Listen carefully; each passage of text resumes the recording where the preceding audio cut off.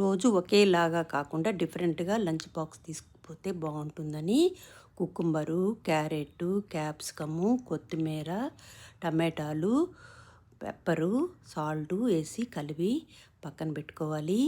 ఇది బాడీకి కూల్నెస్ ఇస్తుంది. ఎందుకంటే దీంట్లో పెరిగేసి పెట్టుకుంటే బాడీ చల్లబడుతుంది.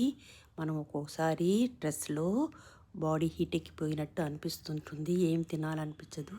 అలాంటప్పుడు ఇలా పెరుగు రైతా చేసుకొని కొంచెం పెరుగు ఎక్కువ వేసుకోవాలి, అప్పుడే బాగుంటుంది టేస్టు.